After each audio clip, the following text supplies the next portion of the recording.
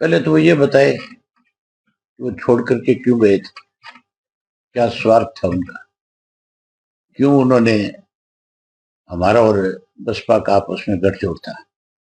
और इस तरह के हालात प्रदेश में थे, हर इंडियन नेशनल लोकदल पार्टी के कार्यकर्ता के मन में ये बात थी कि अब की बार हम सत्ता में आएंगे, राज बनाएंगे। इन्होंने अनुशासनहीनता क्यों करी और क्यों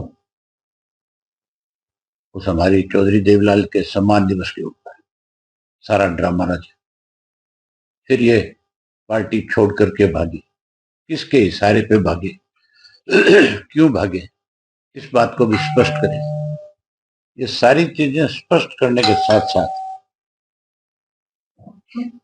ये सब बातें स्पष्ट करने के साथ साथ वो ये जरूर बताएं कि जब से तुम लोग छोड़ करके गए हो, तुमने कभी ये जाना कि चौटाला साहब बीमार रहे, हॉस्पिटल में रहे? वो बात याद करो पहले कि चौटाला साहब को आधी रात को इन्होंने हॉस्पिटल से जेल भिजवाया, क्या वो भूल गए? अब इसलिए ये बात कह रहे हैं क्योंकि इनकी पार्टी खत्म हो गई, ये सामाजिक रूप से भी खत्म हो गए और ये राजनीतिक रूप से भी खत्म हो गए। आज देखा नहीं आपने कैसे भगदड़ मची हुई है जसपा के नेताओं की, कैसे सब लोग छोड़ छोड़ करके जा रहे हैं। अब तो इनके विधायकों ने भी रिजाइन करना शुरू कर दिया, वो भी जाने लगे।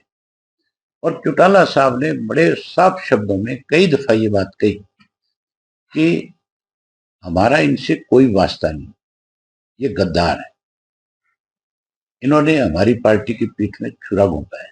चौटाला साहब के साथ इन्होंने दगा किया, धोखा किया, जिनकी वजह से इनका राजनीतिक कैरियर बना। चौटाला साहब की वजह से ही अजय सिंह एमपी बना, चौटाला साहब की वजह से अजय सिंह राज्यसभा का मेंबर बना, चौटाला साहब की वजह से एमएलए बना, उसकी वाइफ एमएलए बनी, उसका बेटा एमपी बना। ये सारी की सारी then Indian national Lok Dal party की थी। अब की बार अपने दम के ऊपर 10 सीट जीत के आए थे। आगे मुझे लगता नहीं कि ये कहीं मुंह दिखाने लायक भी बचे। ये नॉमिनेशन फाइल करने से भी डरेंगे, इनको ये डर रहेगा कि तुम्हारी जमानत नहीं बचेगी। जो ये कहते थे रोजाना कि एक एक थी इनेलो, लोग ये कहेंगे, आज उस अजय सिंह को फिर इनेलो याद कैसे आ गई? आज वो फिर ये कैसे कहता है कि हमें बुलाए तो आज हम चले जाए? उनको कहो कि तुम्हारे जो बोल थे, जो शब्द तुमने बोले थे, पहले उनको ध्यान दो कि क्या कहा था। तुम किस बेशर्मी पे चले गए थे, तुमने किस तरह से इस प्रदेश को दोनों हाथों से लूटने का काम किया। अब जब तुम्हारा असली चेहरा बेनकाब हो गया, अब जब तुम कहीं जाते हो तो लोग तुम्हारा विरोध करते हैं, लोग तुम्हें घुसने नहीं देते, लोग तुम्हें इतनी भद्दी भद्दी गालियां देते हैं जिनको मैं भी अगर देखता हूँ सोशल मीडिया पे तो मुझे भी बहुत शर्म आती है कि किस परिवार को कौन किस तरह की गाली दे रहा है। एक वक्त था कि चौधरी देवलाल के परिवार का अगर कोई नाम ले लेता था गलत तो लोग उसका गला पकड़ लेते थे, और इनकी वजह से आज सारा दिन लोग गालियां देते हैं। ऐसे लोगों के लिए इंडियन नेशनल लोकदल पार्टी में कोई जगह नहीं है। चौटाला साहब के पास भी इन लोगों की कोई जगह नहीं है। चौटाला साहब तो अनेक बार प्रेस के लोगों ने उनसे पूछा कि क्या दुष्यंत को आप अपनी पार्टी में शामिल करोगे, उन्होंने साफ मना कर दिया था कि नहीं, कभी नहीं हो सकता। ऐसे लोग जिन्होंने पार्टी को तोड़ने का काम किया, जो स्वार्थी थे, जो बेईमान थे, जिन्होंने लूटने का काम किया है, हम ऐसे लोगों को अपनी पार्टी में नहीं लेंगे। ये अनुशासनहीन लोग थे, ये नई बात थोड़ी थी अजय सिंह के लिए, ये तो बहुत पहले से इस तरह की चीजों में इन्वॉल्व था। ये तो हम थे जो इसको चला रहे थे भी चलो किसी तरीके से पार्टी को चलाना है तो ऐसे लोगों को पड़े रहने दो।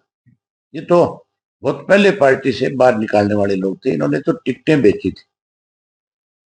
आज इस तरह की बात कह करके अपनी भगदड़ को रोकना चाहता है, ये भगदड़ रुकने वाली नहीं है।